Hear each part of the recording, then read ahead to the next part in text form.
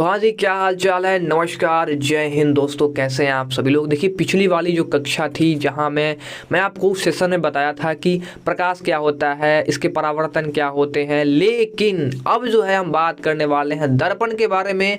और दर्पण के बारे में हम आपसे काफ़ी डिटेल में बात करेंगे। देखिए, दर्पण जो होते हैं वो दो तरह के दर्पण होते हैं। एक होता है समतल दर्पण और दूसरा होता है गोलीय दर्पण। समतल दर्पण जिसमें हम लोग अपना प्रतिबिंब देखते हैं, जिसकी सतह फ्लैट होती है, सीधी होती है, उसे हम लोग समतल दर्पण में कहते हैं। जानेंगे इस वीडियो में, क्योंकि मैंने आपको पिछले वीडियो में थोड़ा सा दर्पण के बारे में बताया हुआ था। इस वीडियो में मैं आपको गोलीय दर्पण के बारे में पूरी इंफॉर्मेशन देने वाला हूं। किस तरीके से इमेज बनती है और किस तरीके से रेखा यहाँ पर खींची जाती है, ड्रॉ की जाती है, प्रतिबिंब कैसा बनता है। इस पूरी जानकारी के लिए आप देखते रहिए शर्मा जी एजुकेशन का ये वीडियो। अब आइए बात करते हैं गोलीय दर्पण के बारे में कि गोलीय दर्पण होता क्या है और हमें जो है इसमें क्या क्या चीज़ें पढ़ने को मिलेगी। तो सबसे पहली चीज़ ध्यान देंगे यहाँ पर कि गोलीय दर्पण जो है, अभी मैंने आपको बताया कि इसका जो परावर्तक सतह होता है वो कैसा होता है, गोलीय पृष्ठ होता है, यानी गोलीय होता है। गोलीय दर्पण का परावर्तक पृष्ठ अंदर की ओर या फिर बाहर की ओर वक्रित हो सकता है। जैसा कि मैंने अभी आपको बताया कि ये गोलीय दर्पण है, तो ये बाहर की ओर वक्रित हो सकता है या फिर अंदर की ओर हो सकता है। अगर बाहर से कलई कर देंगे तो अंदर की ओर हो जाएगा, और अंदर से कलई कर देंगे तो बाहर की ओर हो जाएगा। ठीक है। गोलीय दर्पण जिसका परावर्तक पृष्ठ अंदर की ओर अर्थात गोले के केंद्र की ओर वक्रित है वह अवतल दर्पण कहलाता है। यानी कि कुछ इस तरीके से है, यहाँ पे सेंटर मान लीजिए इस गोले का, और अंदर की ओर वक्रित है, बाहर से कलई किया हुआ है, रंगा हुआ है, तब ये कहलाता है हमारा अवतल दर्पण। ठीक है। वह गोलीय दर्पण जिसका परावर्तक पृष्ठ बाहर की ओर वक्रित है उत्तल दर्पण कहलाता है। यानी कि जो कलई किया हुआ भाग ये तो ऐसे ही रहेगा, लेकिन परावर्तक जो पृष्ठ होगा वो बाहर की ओर होगा, मतलब अंदर से कलई कर दिया जाएगा और बाहर से वो हमें देखने को मिलेगा। ठीक है। कुछ इस तरीके से बाहर से हमारा परावर्तक पृष्ठ है और हमने अंदर से कलई कर लिया, तो ये हमारा हो गया उत्तल दर्पण। मुझे उम्मीद है कि आपको ये चीज़ें समझ में आ रही है। इन दर्पणों का जो आरेखीय निरूपण है वो चित्र 10.1 में किया गया है। आगे हम देखेंगे।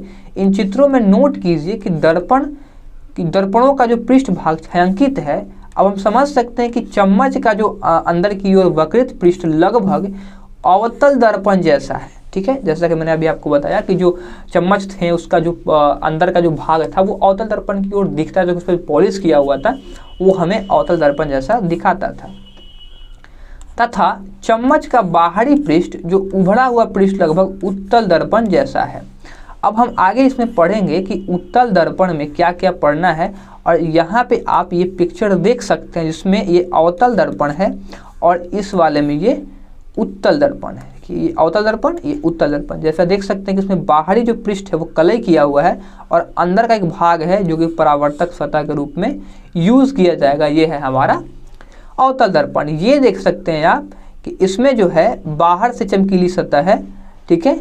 और इसमें जो परावर्तक सतह है कुछ इस तरीके से परावर्तित हो जाएगी, तो ये कहलाएगी हमारी उत्तल दर्पण। ऑलराइट, तो मुझे उम्मीद है कि आप इन चीज़ों को समझ गए होंगे। आइए कुछ और एनसीईआरटी के पार्ट को समझते हैं कि उन्होंने क्या कहा है, क्योंकि इसके हर एक शब्द में एक बहुत बड़ा सेंटेंस छुपा होता है, कॉन्सेप्ट छुपा होता है, जिसको हम अगर अच्छे से पढ़ेंगे तो डेफिनेटली हमें समझ में आएगी। गोलीय दर्पणों के बारे में और अधिक ज्ञान प्राप्त करने से पहले आइए हम कुछ शब्दों या पदों को जानें, जिसका उनका अर्थ समझें कि क्या है। ये शब्द गोलीय दर्पणों के बारे में चर्चा करते समय समानता प्रयोग में आते हैं और गोलीय दर्पण के परावर्तक पृष्ठ के केंद्र को दर्पण का ध्रुव कहा जाता है। देखिए, यहाँ पे बहुत सारे ऐसे टर्म हैं या पद हैं जिसका यूज हम लोग दर्पण पढ़ने वक्त करेंगे। अब दर्पण पढ़ने वक्त कौन कौन से टर्म आएंगे, जिसमें पहला टर्म आपको दिखा दिया गया है जो कि है ध्रुव। समानता इसमें कहा गया है कि गोलीय दर्पण के परावर्तक पृष्ठ के केंद्र को दर्पण का ध्रुव कहा जाता है। आइए एक पिक्चर के माध्यम से हम समझने की कोशिश करते हैं। ठीक है। तो इसको थोड़ा सा साइड में ले लेते हैं और यहाँ पे एक आकृति बना देते हैं कुछ इस तरीके से। ठीक है। ये हो गई हमारी एक आकृति। अब मान लीजिए कि गोलीय दर्पण है, इसको हम लोग इरेज कर देते हैं, ठीक है, कुछ इस तरीके से। ओ सॉरी, एक ही बार में इरेज हो गया।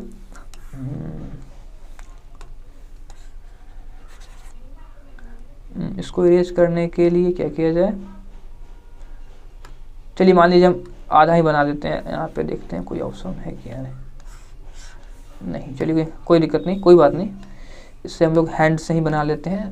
चलिए थोड़ा सा मोटा बनाएंगे। ये मान लिया कि एक दर्पण का पार्ट है, गोला है, ठीक है, और हम क्या करेंगे, इसी गोले में, सॉरी वाइट वाला दे देते हैं। चलिए यहाँ से यहाँ तक एक मान लिया कि एक लाइन ले लेता हूँ, ब्लैक नहीं होना चाहिए, ऑरेंज ले लेते हैं, घटा देते हैं। चलिए दर्पण को अब हम दो भागों में डिवाइड कर चुके हैं। यहाँ पे जो आप एक पार्ट देख रहे हैं, बिंदु देख रहे हैं, ये दो दर्पणों को बीच से बांट रहा है। और जैसा कि अभी आपको बताया गया कि दर्पण के जो बीच वाला सेंटर वाला पार्ट है, इसी को हम लोग ध्रुव या फिर अंग्रेजी में कहें तो पोल के नाम से जानते हैं। यही है दर्पण का ध्रुव, और जिसे हिंदी में हम लोग, अंग्रेजी में हम लोग पोल कहते हैं। दर्पण को हम लोगों ने M और N से सूचित कर दिया है, और यहाँ पे अभी कोई दर्पण बनाया नहीं गया क्योंकि यहाँ पे कलई नहीं की गई है। ध्यान रखिएगा, अगर इसको हम बाहर से कलई कर देते हैं तो ये हमारी अवतल दर्पण में आ जाएगी, और अगर हम इसे अंदर से कलई कर देते हैं तो ये उत्तल दर्पण का रूप ले लेगा, ठीक है। तो दोनों स्थिति में जो ध्रुव है ये वही रहेगा, यहाँ पे कोई बदलाव नहीं होगी। आप उम्मीद है कि आप इस चीज़ों को समझे होंगे। आइए अब नेक्स्ट टॉपिक पर बात करेंगे कि आगे क्या कह रहा है। देखिए अब जो कह रहा है इसमें काफ़ी बड़ा अच्छा इसमें बात कहा है कि यह दर्पण के पृष्ठ पर स्थित होता है। ध्रुव को प्रायः हम लोग P अक्षर से निरूपित करते हैं, यानी कि ये जो ध्रुव है इसे हम लोग P से डिनोट करेंगे। P से क्यों करेंगे, क्योंकि इसका अंग्रेजी में हम लोग पोल के नाम से जानते हैं, इसीलिए हम लोग इसे P के द्वारा निर्देशित करेंगे, या फिर हिंदी में कहें तो सूचित करेंगे। देखिए गोलीय दर्पण जो होते हैं वो परावर्तक पृष्ठ का एक, परावर्तिक पृष्ठ एक गोले का भाग है। इस गोले का केंद्र गोलीय दर्पण का वक्रता केंद्र कहलाता है। यह अक्षर C के द्वारा निरूपित किया जाता है, ठीक है। मतलब कि ये, आइए इसको पिक्चर में समझते हैं कि ये जो गोला है ये किसी न किसी खोखले गोले का एक पार्ट है। तो माना कि ये कुछ इस तरीके से गोला होगा, ठीक है। मान लिया कि ये एक गोला है, कुछ इस तरीके, इसी गोले का एक पार्ट है, ठीक है। तो इसका कहीं ना कहीं एक सेंटर होगा, ठीक ना। अभी जो सेंटर है यही सेंटर हमारी कहलाएगी वक्रता केंद्र, ठीक है, जिसे हम लोग अंग्रेजी में C के द्वारा डिनोट करते हैं। इसे हम लोग कहेंगे हिंदी में वक्रता केंद्र। अब समझते हैं कि वक्रता केंद्र क्या होती है। वक्रता केंद्र किसी भी खोखले गोले का एक सेंटर होता है, एक केंद्र होता है, जिससे हम लोग वक्रता केंद्र के नाम से जानते हैं, ठीक है। अगला पॉइंट क्या है उसे समझते हैं। चलिए अगला जो पॉइंट है वो कह रहा है कि कृपया ध्यान दें कि वक्रता केंद्र दर्पण का भाग नहीं है, यह परावर्तक पृष्ठ के बाहर स्थित है, ठीक है। अवतल दर्पण का वक्रता केंद्र परावर्तक पृष्ठ के सामने स्थित होता है, तथापि उत्तल दर्पण में यह पृष्ठ परावर्तक पृष्ठ के पीछे स्थित होता है। आइए हम इसे समझते हैं चित्र 10.2 के A और 2 के B में। जैसा कि अभी आप देख सकते हैं कि ये 10.1 वाला पिक्चर है। अब हम लोग निकालेंगे 10.2 का पिक्चर क्या है, और उसमें हम लोग समझने की कोशिश करते हैं, ठीक है। चलिए एक सेकेंड, इससे हाँ थोड़ा सा जूम कर लिया जाए ताकि हमें दिखाई दे। ये आप देख सकते हैं 10.2 का एक पिक्चर है, ये A वाला पिक्चर है और ये B वाला पिक्चर। इसमें आप देख सकते हैं कि ये जो है एक अवतल दर्पण है। कैसा दर्पण है जी? अवतल दर्पण है। इस दर्पण में ये जो पार्ट है ये है हमारा C, यानी कि ये गोला जो है, ये जो दर्पण है किसी न किसी गोले का एक पार्ट होगा। और जो इसका एक सेंटर होगा जिसे हम लोग सेंटर ऑफ कर्वेचर या फिर वक्रता केंद्र के नाम से जानते हैं। ध्यान में ये देना है कि उसमें ये कहा गया था इस वाले पॉइंट में कि ध्यान से देखिएगा, पढ़िएगा एक बार कि क्या कहा गया है। इसने कहा है कि कृपया ध्यान दें कि वक्रता जो केंद्र है वो दर्पण का भाग नहीं है, ठीक है, किसका भाग नहीं है, दर्पण का भाग नहीं है, बल्कि ये जो परावर्तक पृष्ठ है उसके बाहर स्थित है। जैसा कि आप देख सकते हैं यहाँ पर कि ये परावर्तक पृष्ठ है, ये आप देख सकते हैं यहाँ पे, ये परावर्तक पृष्ठ है, इसके ठीक बाहर इस साइड में एक पूरे खोखले गोले का एक पार्ट है, और इसके किस साइड में है, जिधर परावर्तक पृष्ठ है उसी साइड और ये जो है सी बना हुआ है। मतलब ऐसे कहें कि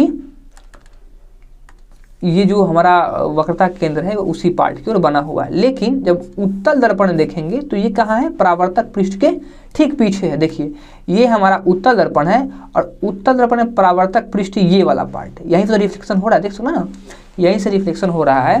तो ये आप देख सकते हैं कि यहाँ पे सी बना हुआ है, तो परावर्तक पृष्ठ के किधर है, पीछे है। वहीं अवतल दर्पण में परावर्तक पृष्ठ की ओर ही है और उत्तल दर्पण में परावर्तक पृष्ठ के पीछे है। मुझे उम्मीद है कि आप इस चीज़ों को समझ गए होंगे। अब समझते हैं कि गोलीय दर्पण का परावर्तक पृष्ठ जिस गोले का भाग है उसकी त्रिज्या दर्पण की वक्रता त्रिज्या कहलाती है। अब ये क्या है यार, वक्रता त्रिज्या, इसको समझते हैं। तो हमने यहाँ पे पिक्चर बनाया था, आइए उस पिक्चर के माध्यम से ही समझेंगे कि ये पिक्चर में कह क्या रहा है। सबसे पहले इन चीज़ों को इरेज कर देते हैं, सिर्फ सी को छोड़ के, ताकि हमको समझ में आए। अब आइए यहाँ पे देखते हैं कि ऐसा क्या है जो इसमें कहा जा रहा है। कलर बदल करके एक बार देखेंगे। देखिए रेड से ही इंडिकेट कर देते हैं, थोड़ा लाइट रेड में। ये जो आप पॉइंट देख रहे हैं, ये वाला पॉइंट जो कि हमारा है सी और ये है पॉइंट पी। अब इन दोनों के बीच की कहीं ना कहीं एक दूरी होगी और इस दूरी को हम लोग कुछ इस तरीके से मेजर कर लेते हैं, ठीक है। अब इसे हम लोग कहेंगे वक्रता त्रिज्या, ठीक है। जब हम लोग वृत्त पढ़ते हैं तो वृत्त में क्या होता है, तो वृत्त में हम लोग ऐसा देखते हैं कि वहाँ पे सेंटर होता है और एक त्रिज्या खींची जाती है जहाँ से पूरा एक सर्कल कंप्लीट होता है। तो यहाँ पे भी आप देख सकते हैं कि सी से लेकर के यहाँ पी तक की जो दूरी होगी वो कहलाएगी हमारी वक्रता त्रिज्या, जिसके बारे में ये बताया यहाँ पे जा रहा है। स्पष्ट रूप से अगर आप पढ़ेंगे तो आपको समझ में आएगा कि गोलीय दर्पण का परावर्तक पृष्ठ, जहाँ से परावर्तक पृष्ठ है, जिस गोले का भाग है, जिस गोले से बना हुआ है, उसी त्रिज्या, उसकी जो त्रिज्या होगी वो दर्पण की वक्रता त्रिज्या कहलाएगी। सीधी सी बात है यहाँ पर। इसे अक्षर जो हम लोग है वो बड़े आर से डिनोट करते हैं। ध्यान रखिएगा, इन चीज़ों को बहुत ज़्यादा रिमेंबर करने वाली चीज़ें हैं कि जो वक्रता त्रिज्या है, वक्रता त्रिज्या को हम लोग कैपिटल आर से डिनोट करते हैं, निरूपित किया जाता है, फिर डिनोट किया जाता है। ध्यान दीजिए, इसकी दूरी को पीसी दूरी या वक्रता त्रिज्या के बराबर है माना जाता है। गोलीय दर्पण के ध्रुव तथा वक्रता त्रिज्या से गुजरने वाली एक सीधी रेखा की कल्पना कीजिए। इस रेखा को मुख्य अक्ष कहते हैं। याद कीजिए कि मुख्य अक्ष दर्पण के ध्रुव पर अभिलंब है। आइए दर्पण से संबंधित कुछ महत्वपूर्ण शब्दों को एक क्रियाकलाप से समझेंगे। यहाँ पे हम लोगों को दो चीज़ पढ़ा, एक पढ़ा पीसी और एक मुख्य अक्ष। पीसी क्या है उसको समझ लेते हैं एक बार, आइए इसी पिक्चर में समझेंगे। देखिए यहाँ पे पहले बात की गई थी कि ये इसको हम लोग पी के फॉर्म में डिनोट करते हैं, ठीक है। इसे हम लोग पी से डिनोट करते हैं। ध्रुव को हम लोग पी से डिनोट करते हैं और वक्रता त्रिज्या को हम लोग किससे डिनोट करते हैं, आर से डिनोट करते हैं, ठीक है। तो ये आर से लेकर के, सॉरी सी से डिनोट करते हैं, इसे हम लोग सी से डिनोट करते हैं, आर से नहीं करते हैं, सी से डिनोट करते हैं। तो सी से लेकर पी के बीच की जो दूरी क्या कहलाएगी, सी पी कहलाएगी, या फिर पी सी कह सकते हैं, उल्टा कर दीजिए, सी पी या फिर पी सी। अब इसे ही हम लोग वक्रता त्रिज्या यानी कि पी सी के नाम से जानेंगे। अभी आप ये जो लाइन देख रहे हैं, हमने यहाँ पर ध्रुव से होती हुई एक रेखा पास कराई है जो कि इस दर्पण पर एकदम अभिलंब है, मतलब 90 डिग्री के एंगल पे है। इसी अक्ष को हम लोग मुख्य अक्ष के नाम से जानते हैं, ठीक है, मुख्य अक्ष, या फिर इसे कहीं कहीं प्रधान अक्ष के नाम से भी जाना जाता है। अंग्रेजी में कहें तो इसे हम लोग प्रिंसिपल एक्सिस के नाम से हम लोग जानते हैं। ठीक है, तो इसी बातों को यहाँ पर बताया गया था और बताया जा रहा है। देखिए अब समझते हैं क्रियाकलाप 10 क्या है। क्रियाकलाप 10 इसमें हमको क्या समझना है, इसके विषय में अभी आपको बता देते हैं। क्रियाकलाप 10 में क्या कर रहा है कि चेतावनी सबसे पहले है, सूर्य की ओर या दर्पण द्वारा परावर्तित सूर्य के प्रकाश की ओर सीधा मत देखिए। ठीक है, यह आपके आंखों को क्षतिग्रस्त कर सकता है। जाहिर सी बात है कि सूर्य की जो किरणें होती है बहुत ही ताकतवर होती है, बहुत ही इफेक्टिव होती है, जो कि आपके आंख को डैमेज करने में ज़रा सा भी समय नहीं लगेगा, आपकी आंखें खराब हो जाएंगी। तो चेतावनी पहले दे दी गई है, ध्यान से करिएगा इस क्रियाकलाप को। एक अवतल दर्पण को अपने हाथ में पकड़िए तथा इसके परावर्तक पृष्ठों को सूर्य की ओर खींचिए। कैसे करना है, सूर्य की ओर करना है। मान लीजिए कि यहाँ पे सूर्य है, ठीक है, और हमारे पास एक दर्पण है जो कि कैसा है, कैसा दर्पण है जी, अवतल दर्पण है, और इसकी ओर करना है। तो क्या होगा, जितनी भी किरणें आएंगी वो कहीं ना कहीं एक सेंटर पर हमको मिलती हुई प्रतीत होंगी, कहीं ना कहीं सेंटर पर हमको मिलती हुई प्रतीत होगी। ठीक है, दर्पण द्वारा परावर्तित प्रकाश को दर्पण के पास रखी एक कागज की शीट पर डालिए। ये जो हम सूर्य की तरफ जो किरणें आ रही हैं उसको क्या करना है कि वो कागज की शीट के ऊपर फोकसित करना। मान लीजिए कि इसको ऐसे दिखाया जाए, ये यहाँ पे दिखा देते हैं एक बार आपको इमेज के थ्रू। ये है सूर्य, ठीक है, ये है दर्पण, और कुछ इस तरीके से दर्पण है कि इसका जो पूरा का पूरा सेंटर है, वो जितनी भी किरणें आएंगी, यहाँ से थोड़ा टेढ़ी बन गई, ठीक है, जितनी भी किरणें आएंगी वो कहीं ना कहीं इसी से होती हुई, एक पॉइंट से होती हुई निकलेगी। ठीक है, एक पॉइंट से होती हुई निकलेगी। तो ये जो पॉइंट है, यहाँ पे हमें क्या करना है, इस पॉइंट के ऊपर हमको रखना है कागज का जो है टुकड़ा। ठीक है, एक कागज का टुकड़ा रखना है, और जितनी भी किरणें आती जाएंगी और परावर्तित होती जाएंगी, हमें ध्यान देना है कि ये कागज का टुकड़ा है वो जलने लगेगा। ऐसा क्यों होगा, आगे आपको पढ़ने को मिलेगा। तो देखिए इसने क्या कह रहा है, इसमें स्पष्ट रूप से कहा दिया है कि कागज की शीट को धीरे धीरे आगे पीछे कीजिए जब तक कि आपको कागज की शीट पर प्रकाश एक चमकदार तीक्ष्ण बिंदु प्राप्त न हो जाए।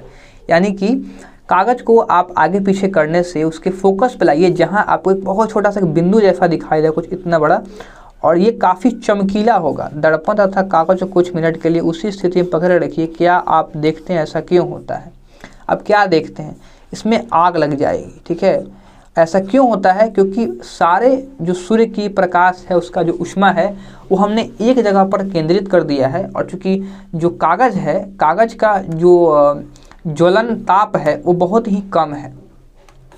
ठीक है, तो कागज का जो ज्वलन ताप है, ज्वलन ताप कम होने की वजह से ये क्या हो जाता है, जलने लगता है। ठीक है, इसी कारण से हम लोग कागज पर, ये ऐसा प्रयोग आप घर पे करने की कोशिश मत कीजिएगा, कर सकते हैं पर ध्यान रखिएगा यहाँ पर सेफ्टी का। ऑलराइट, तो यहाँ पे हमने देखेंगे कि उसके बाद हुआ क्या है, और उसी एक्सपेरिमेंट को यहाँ पर एक्सप्लेन किया गया है। सर्वप्रथम कागज का जो है वो सुलगना प्रारंभ होता है, मतलब धीरे धीरे धुआं उठने लगता है, अतः यह आग पकड़ सकता है। यह क्यों जलता है, क्योंकि सूर्य से आने वाले प्रकाश दर्पण के द्वारा एक तीक्ष्ण चमकदार बिंदु के रूप में अभिकेंद्रित होती है। वास्तव में जो कागज है, कागज की शीट पर प्रकाश का एक बिंदु सूर्य का प्रतिबिंब है। किसका प्रतिबिंब है? सूर्य का प्रतिबिंब है। यह बिंदु अवतल दर्पण का फोकस है। किसका फोकस है? अवतल दर्पण का, जैसा कि मैंने अभी आपको पहले ही इसके बारे में बता दिया। सूर्य के प्रकाश के संकेंद्रण से उत्पन्न ऊष्मा है, उसके कारण जो है कागज जलता है। दर्पण की स्थिति से इस प्रतिबिंब की दूरी दर्पण की फोकस दूरी से काफ़ी करीब है, फिर सन्निकट मान कह सकते हैं। आइए एक परीक्षण के द्वारा किरण आरेख से समझने का प्रयत्न करते हैं। 10.2 में आप ध्यानपूर्वक देखिए कि जो अवतल दर्पण पर मुख्य अक्ष के समानांतर कुछ किरणें आपतित हो रही है। परावर्तित किरणों का भी परीक्षण आपको करना है।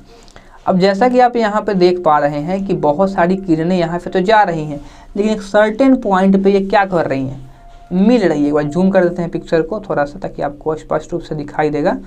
जैसा कि आप देख सकते हैं कि सर्टेन पॉइंट पे क्या हो रहा है, मैच कर रहा है, मिल रहा है। ठीक है, तो इसे हम लोग कहते हैं फोकस बिंदु, क्या कहते हैं, फोकस बिंदु, इसी को हम लोग कहते हैं कि ये फोकस बिंदु है। यहाँ से यहाँ के बीच की जो दूरी होगी, ठीक है, मतलब फोकस से लेकर के वक्र सॉरी पोल जो है, पोल मतलब ध्रुव जो है, ध्रुव के जो बीच की दूरी होगी इसे हम लोग कहेंगे फोकस दूरी, ठीक है। इसको हम लोग अंग्रेजी में फोकल लेंथ के नाम से भी जानते हैं, ठीक है। चलिए, तो यहाँ पे हमने समझ लिया, थोड़ा सा इसको जूम आउट करते हैं और आगे की चीज़ों को भी समझ लेते हैं क्या है क्या नहीं। अब देखिए ध्यानपूर्वक हम लोगों ने देखा, क्या देखा, सब लोग हम लोगों ने समझ लिया है कि अवतल दर्पण पर मुख्य अक्ष के समानांतर कुछ किरणें आपतित हो रही है। परावर्तित किरणों का परीक्षण उन्होंने किया, सभी दर्पण मुख्य अक्ष के एक बिंदु पर मिल रही है, प्रतिच्छेदित कर रही है। यह अवतल दर्पण का मुख्य फोकस है। अगर एग्जामिनेशन में पूछा जाए कि अवतल दर्पण का मुख्य फोकस क्या होता है, तो आप ऐसा पिक्चर बनाइए, पिक्चर में आपतित किरणों को दिखाइए और बता दीजिए कि अवतल दर्पण पर जितनी भी किरणें आपतित हो रही हैं, परावर्तित होने के बाद एक सर्टेन पॉइंट पर क्या हो रही है, प्रतिच्छेदित कर रही हैं, या फिर यूँ कहें कि मिल रही है। ये जो पॉइंट है ये मुख्य अक्ष के ऊपर है और इसे हम लोग अवतल दर्पण का मुख्य फोकस कहते हैं। इसी प्रकार 10.2 के बी में हम लोग ने देखा कि किरणें तो आपतित हो रही हैं, लेकिन रिफ्लेक्शन के बाद वो दूर चली जा रही हैं, लेकिन हम लोग एक इमेजिनरी फोकस का यहाँ पे निर्माण कर लिए हैं, जो कि हमें दर्पण के पीछे बनता हुआ दिखाई दे रहा है। आगे हम लोग इसी में समझेंगे कि क्या कह रहा है। देखिए, उत्तल दर्पण द्वारा मुख्य अक्ष के समानांतर किरणें किस प्रकार परावर्तित होती है। परावर्तित किरणें मुख्य अक्ष पर एक बिंदु से आती हुई प्रतीत होती है, एक्चुअल में होती नहीं है, वो आती हुई प्रतीत होती है। यह बिंदु उत्तल दर्पण का फोकस कहलाता है, ठीक है। मुख्य फोकस को हम लोग अक्षर बड़े वाले एफ से क्या करते हैं, डिनोट करते हैं या सूचित करते हैं, निरूपित किया जाता है। गोलीय दर्पण के ध्रुव तथा मुख्य फोकस के बीच की दूरी फोकस दूरी कहलाती है, जैसे कि मैंने अभी आपको पहले बता दिया, और इसे जो है स्मॉल एफ से सूचित किया जाता है। आई होप कि आपको इतनी बातें तो समझ में आ ही गई होगी। आइए आगे समझते हैं। जैसे कि गोलीय दर्पण का जो परावर्तक पृष्ठ है वो अधिकांशतः गोलीय ही होता है। जाहिर सी बात है, दर्पण जब गोलीय है तो परावर्तक पृष्ठ कहीं से भी, यहाँ मान लीजिए कटिंग उठा करके लाएंगे तो ये कैसा होगा, कहीं ना कहीं कर्व ही हो, कहीं ना कहीं गोलीय ही होगा। तो इसने यही कहा है इसमें, इस इमेज में, कि जो दर्पण का जो परावर्तक सतह है वो कैसा है, गोलीय ही है। इस पृष्ठ की एक वृत्ताकार सीमा होती है। गोलीय दर्पण के परावर्तक पृष्ठ की इस वृत्ताकार सीमा रेखा का व्यास जो होगा वो दर्पण का द्वारक कहलाता है। अब एक बहुत ही कमाल की बातें हैं जिसको समझ लेते हैं। गोलीय दर्पण का जो परावर्तक पृष्ठ है इसका एक वृत्ताकार सीमा होगा। यहाँ से यहाँ मान लीजिए कि ये गोलीय दर्पण का एक पार्ट है, और ये जो आप दिख रहे हैं ये यहाँ से यहाँ तक दूरी, इसको थोड़ा सीधी रेखा में खींचने की हम लोग कोशिश करते हैं। ये जो आपको दिख रहा है इसे हम लोग द्वारक के नाम से जानते हैं। किसके नाम से जानते हैं जी, द्वारक, द्वारक के नाम से जानते हैं, ठीक है। चित्र 10.2 में mn द्वारक को निरूपित करती है। यहाँ मान लीजिए m और यहाँ मान लीजिए n। पिछले वाले पिक्चर में हमने आपको दिखाया था कि जो दर्पण हमने बनाया था वहाँ पे भी देख सकते हैं आपकी, हमने एक डिनोट किया हुआ था m और n से, और यहाँ पे जो यहाँ के जो बीच की जो दूरी होगी यहाँ से यहाँ की, इसे हम लोग दर्पण का क्या कहेंगे, दर्पण का द्वारक कहेंगे। क्या कहेंगे, दर्पण का द्वारक। एपर्चर के नाम से भी इसे जाना जाता है, ठीक है। चलिए अंग्रेजी में कहें तो यहाँ तक तो बातें हो गई। अब बातें कर लेते हैं इसके आगे, ठीक है। अब देखिए, हम केवल उन्हीं गोलीय दर्पणों पर विचार करेंगे जिसका द्वारक इनकी वक्रता त्रिज्या से बहुत छोटा है। यहाँ पे अगर जो वक्रता त्रिज्या आएगी इससे छोटा होना चाहिए, ठीक ना। क्या गोलीय दर्पण की वक्रता त्रिज्या r तथा फोकस के f में कोई संबंध है? छोटे द्वारक के गोलीय दर्पणों के लिए वक्रता त्रिज्या फोकस दूरी की दुगुनी होती है। इस संबंध को हम लोग r=f द्वारा व्यक्त करते हैं। यह दर्शाता है कि किसी गोलीय दर्पण का मुख्य फोकस उसके ध्रुव तथा वक्रता केंद्र को मिलाने वाली रेखा का मध्य बिंदु होता है। इसे समझते हैं एक बार। r यानी कि वक्रता त्रिज्या जो होती है वह फोकस दूरी की दुगनी होती है। यहाँ पे r = 2f, ये जो कहने का तात्पर्य है वो क्या कह रहा है कि जो वक्रता त्रिज्या है, वक्रता त्रिज्या फोकस दूरी की दुगनी होती है। कब होती है? तो यहाँ साफ साफ लिखा हुआ है कि हम केवल उन्हीं गोलीय दर्पणों पर विचार करेंगे जिसका द्वारक इनकी वक्रता त्रिज्या से बहुत छोटा है। बड़ा होगा तो फिर नहीं हो पाएगा। इसे हम लोग सिद्ध भी करेंगे, r = 2f, आने वाले वीडियोज़ में आप देख लीजिएगा। ठीक है, तो दर्पण का मुख्य जो फोकस है वो ध्रुव तथा वक्रता केंद्र को मिलाने वाली रेखा का मध्य बिंदु होता है, जिसे हम लोग r = 2f के नाम से भी जानते हैं। इस तरह के जो प्रश्न है आपको क्वेश्चन में पूछा जाएगा, f = r/2, इसको प्रूव कीजिए, या फिर r = 2f, इसको आप प्रूव कीजिए। अब हम समझेंगे दर्पणों का जो है, गोलीय दर्पणों का प्रतिबिंब कैसा बनता है। गोलीय दर्पणों का प्रतिबिंब बनना, ठीक है, हम समतल दर्पणों में जो है प्रतिबिंब बनते हुए बारे में अध्ययन कर चुके हैं, पढ़ चुके हैं, पर अब हम उनके बारे में पढ़ेंगे जो गोलीय दर्पण है, उनके प्रतिबिंबों की जो प्रकृति कैसी होती है, उसकी स्थिति कैसी होती है, अपेक्षिक साइज के बारे में जानने की कोशिश करेंगे हम लोग। तो गोलीय दर्पण द्वारा बने प्रतिबिंब कैसे होते हैं, किसी अवतल दर्पण द्वारा बिंब की विभिन्न स्थितियों से प्रतिबिंबों की स्थिति का निर्धारण हम किस प्रकार से कर सकते हैं। ये प्रतिबिंब वास्तविक है फिर आभासी है, ठीक है, क्या वे आवर्धित बने हैं, यानी बड़े बने हैं, या फिर छोटे बने हैं, या फिर समान साइज के हैं, इन हम एक क्रियाकलापों के द्वारा अन्वेषण करेंगे और जानने की कोशिश करेंगे। तो दोस्तों उम्मीद करेंगे कि आज की ये सेशन आपको पसंद आई होगी। तो वीडियो को लाइक ज़रूर से कीजिएगा, शेयर कीजिएगा अपने मित्रों के साथ, ताकि उन्हें भी इस तरह का कंटेंट मिलता रहे। और दोस्तों ऐसे ही और भी कंटेंट, चाहे वो केमिस्ट्री का हो, बायोलॉजी का हो, या फिर इंग्लिश के लिए भी मैं आपको ग्रामर का लेते आऊँगा, जहाँ जहाँ बात की जाए नाउन प्रोनाउन वर्ब एडजेक्टिव की, या बात की जाए narration, voice, time and tense, removal of too, question tag की, सभी पर मैं आपको बड़े ही आसानी से आसान भाषा में सिखाने की कोशिश करूँगा। उम्मीद करेंगे कि आपको ये वीडियो अच्छी लगी होगी। चैनल को सब्सक्राइब ज़रूर से कीजिएगा, शेयर कीजिए इस वीडियो को अपने दोस्तों के साथ, और ऐसे ही और भी मज़ेदार वीडियोस के लिए आप देखते रहिए शर्मा जी एजुकेशन। नमस्कार।